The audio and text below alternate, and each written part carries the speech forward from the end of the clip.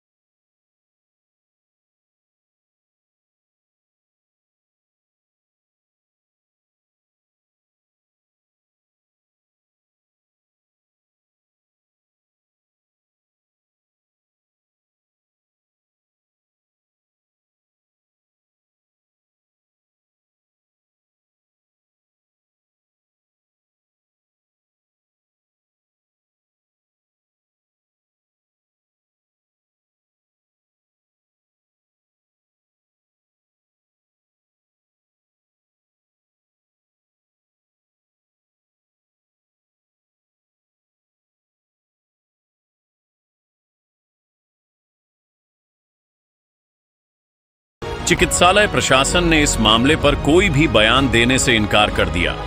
आज हम सभी अस्पताल प्रशासन की जो घोर लापरवाही से श्याम कुमार नाम के एक 25 साल की युवा की जो कल रात को डेथ हो गई, उसकी लापरवाही के विरोध में हम हॉस्पिटल प्रशासन के विरोध में धरने प्रदर्शन पे बैठे हैं और उग्रता से हम प्रदर्शन कर रहे हैं और हमारा विरोध दर्ज करा रहे हैं। मैं आप समस्त मीडिया बंधुओं से और शहरवासियों से आग्रह करूंगा कि इस हॉस्पिटल व्यवस्था की जो व्यवस्था प्रशासन ने बना रखी है वो बिल्कुल घोर लापरवाही रूप है। ये इस व्यवस्था में कल रात्रि में एक पेशेंट जिसकी उम्र 25 से 27 वर्ष है और उसको यहाँ उसके परिवारजन लेकर आने के बाद में इमरजेंसी डॉक्टर के यहाँ पे ड्यूटी डॉक्टर थे नरेश जी गोटवाल साहब ने उस पेशेंट की ECG देखे बगैर, BP चेक किए बगैर उस पेशेंट को डायरेक्शन दिया टेंडर को भाई इसको आप मेल मेडिकल वार्ड में ले जाओ। मेल मेडिकल वार्ड में एडमिट किया गया पेशेंट को और वहाँ उपचार किया गया, जबकि वो पेशेंट जिस कंडीशन में था वो क्रिटिकल कंडीशन थी। मेरा ये कहना है कि जब उस पेशेंट का जो इलाज हो रहा था उस इलाज को वो शिशु में एडमिट करके करते तो वो उस पेशेंट को टाइम मिल जाता, उसके इलाज को टाइम मिलता, ये परिवार आज अनाथ नहीं होता। उसके आज 3 बच्चियाँ हैं साहब, वो बच्चा गुजरने से वो तीनों बच्ची अनाथ हो गई है। परिवार में गहरा दुख है और केवल ये डॉक्टर नरेश जी गोटवाल की लापरवाही के कारण हुआ है। अगर वो फिजिशियन डॉक्टर को बुलाकर एक बार डायरेक्शन ले लेते हैं कि इस पेशेंट को शिशु में रखना है या मेल मेडिकल में रखना है, वो चीज़ें डिसाइड करके अगर वो उपचार करते तो उसकी ज़िंदगी बचाई जा सकती थी। इस पूरे कार्यक्रम में 6:37 से वो पेशेंट एडमिट हुआ, 7:30 तक फिजिशियन को इन्होंने कॉल किया नरेश जी गोटवाल ने। फिजिशियन डॉक्टर साहब वहाँ आए 7:30 बजे, जब तक पेशेंट की डेथ हो चुकी थी।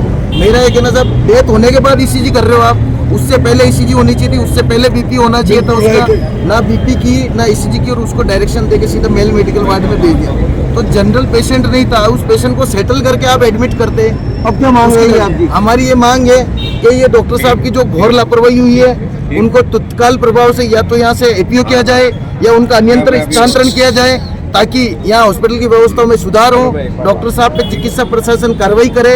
अपनी ओर से हम जो एक परिवार देंगे उस पर मुकदमा दर्ज करवाने की कार्रवाई करना चाहते हैं हम लोग कि ये जो नेग्लिजेंसी से ये इस बच्चे की हत्या हुई है, डेथ हुई है, जो नेग्लिजेंसी जो ये लापरवाही है, उस चीज को लेकर जांच बैठी जाए। हमारी जांच को तुरंत प्रभाव से आज ही डायरेक्टर साहब और ज्वाइंट डायरेक्टर साहब के माध्यम के पास भेजा जाए, हमारी बात को तरीके से रखा जाए और इस जांच को आज ही की दिनांक में वहाँ भेजा। जब तक हम यही धरना प्रदर्शन करेंगे और हम यही बैठे रहेंगे, ना हम पोस्टमार्टम कराएंगे ना बॉडी यहाँ से लेकर जाएंगे।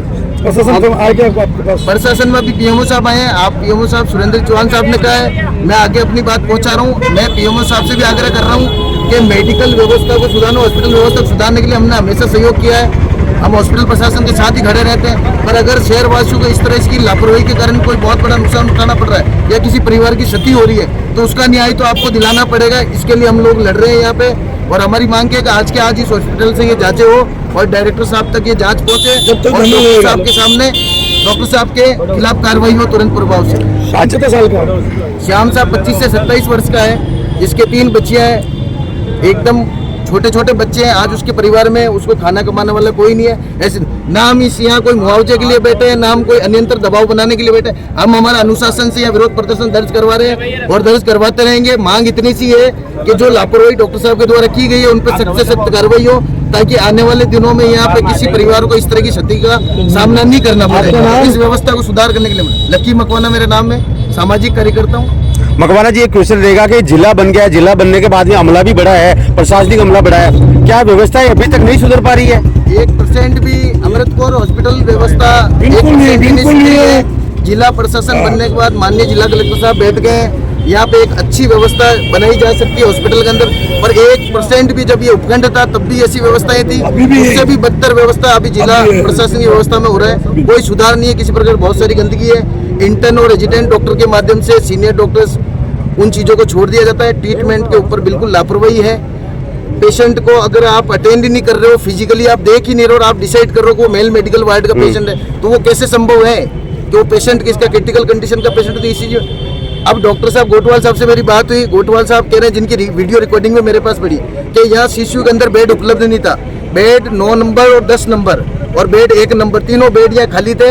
आप डॉक्टर साहब ने उस टाइम में डिसीजन ले लिया कि इसको सीसीयू में एडमिट कर दूं। तो क्या किसी गरीब आदमी को या कोई परेशान आदमी आ जाता है यहाँ इलाज करने के लिए, तो क्या आप उसकी स्थिति को नहीं देखोगे? या कोई सिफारिश वाला अप्रोच वाला आएगा या फोन करेगा तभी आप सीसीयू में एडमिट करोगे? मेरे जैसा कोई कॉल करेगा तब सीसीयू में एडमिट करोगे? किसी की जरूरत है तो उसको सीसीयू में एडमिट नहीं करोगे क्या? तो इसके लिए हमारा विरोध है और ये विरोध जारी रहेगा।